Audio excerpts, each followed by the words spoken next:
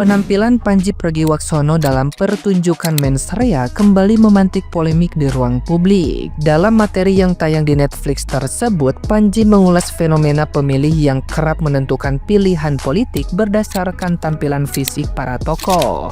Ia menyinggung sejumlah figur nasional dengan gaya satir khasnya sebelum kemudian mengarah pada sosok Gibran Rakabuming.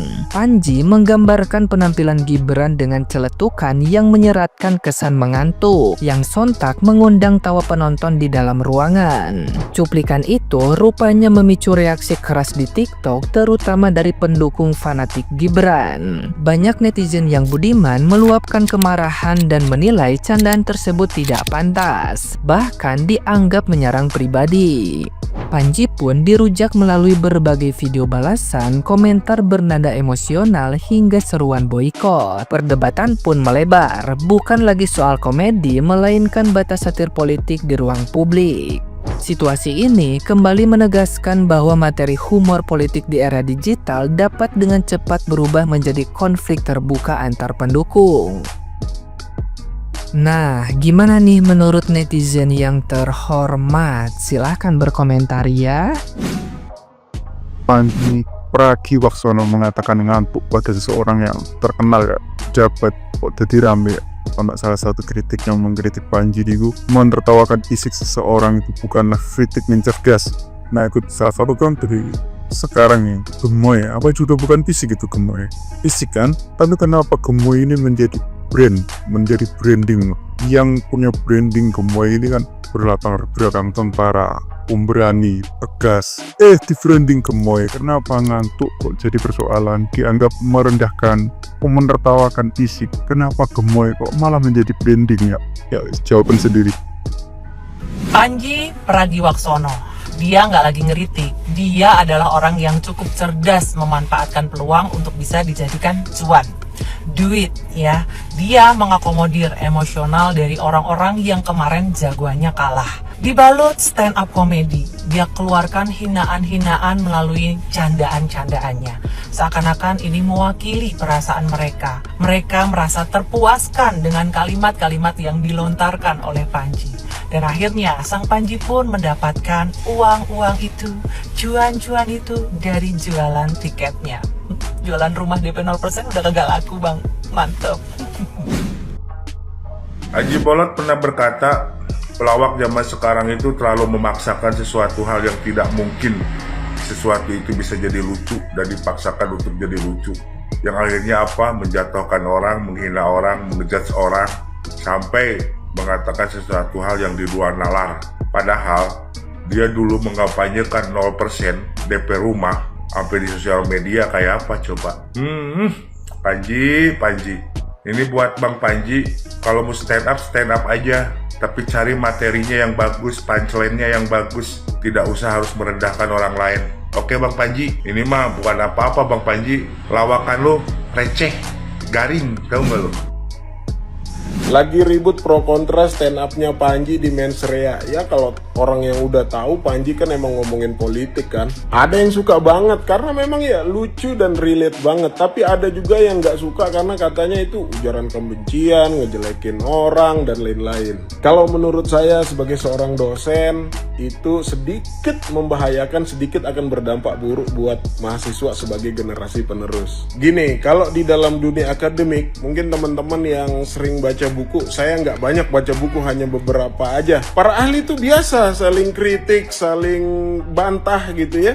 Misalnya di dalam bukunya A mengkritik pendapatnya si B, dia sebut nama si B gitu kan. Cuman yang dikritik itu idenya, bukan menyerang atribut pribadi.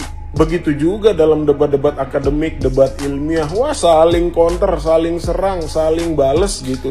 Tapi yang sehat, yang memang orang cerdas, nggak ada yang menyerang atribut pribadi. Masalahnya adalah mahasiswa generasi penerus ini ngerti nggak konteks yang dibicarakan Pandji itu. Di tengah IQ kita yang memang rata-rata orang Indonesia hanya 70-an gitu.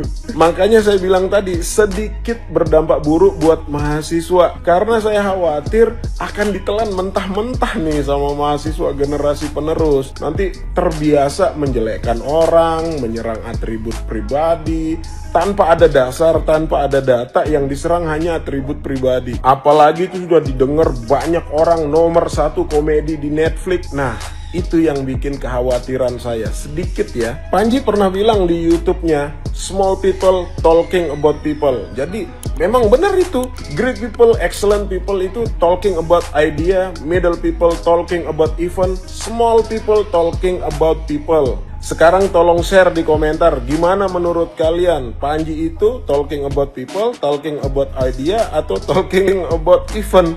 Jadi kita bisa tahu kualitas Pandji Pragiwaksono.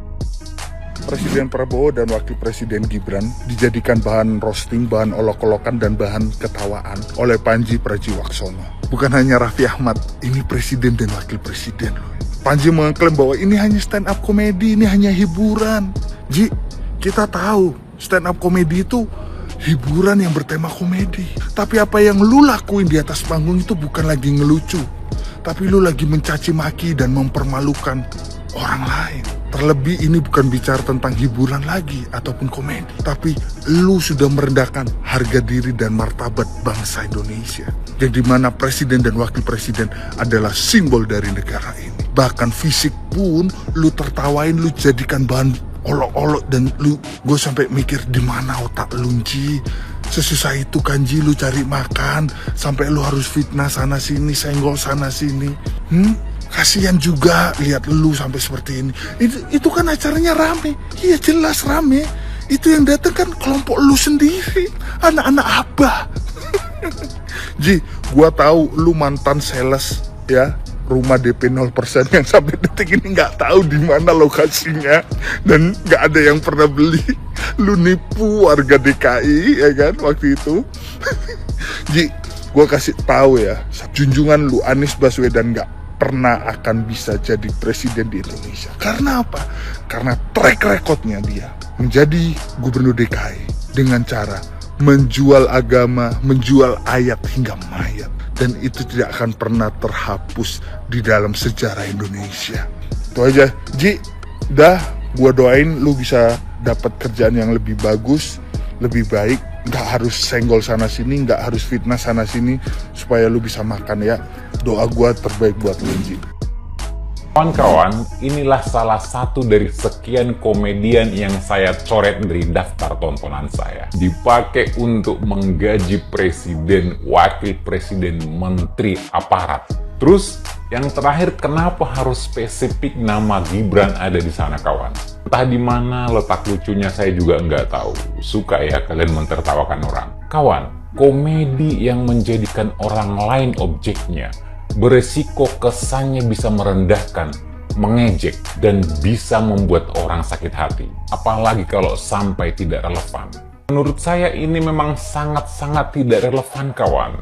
Kalau misalnya yang Anda sindir itu adalah pejabat yang korup, yang hidupnya hedon, oke lah. Lah ini Pak Gibran yang bisa cuma kerja dan hidupnya sederhana, yang mobil operasionalnya pun kawan cuma Innova. Bahkan setahu saya malah lebih mewah mobil Anda daripada mobil Pak Gibran ini. Inilah yang membuat saya bilang tidak relevan sama sekali. Itulah kawan kenapa saya suka dengan komedian yang menggunakan teknik self-deprecation, yang menjadikan diri sendiri sebagai objek tertawaan. Itu sangat berani, menurut saya itu sangat hebat. Kenapa? Karena menunjukkan kerendahan hati, kecerdasan, bisa membangun koneksi emosional dengan penonton, serta seringkali menjadi bentuk humor yang paling jujur. Contohnya, lebih fresh bukan? Tapi kawan, saya ingin menyampaikan satu hal. Sekalipun Anda begitu senangnya mentertawakan Pak Gibran, ketahuilah, saya pastikan kalau dibandingkan Anda dengan Pak Gibran, tidak ada apa-apanya. Seujung kukunya pun Anda tidak ada. Sehat selalu, salam santuy.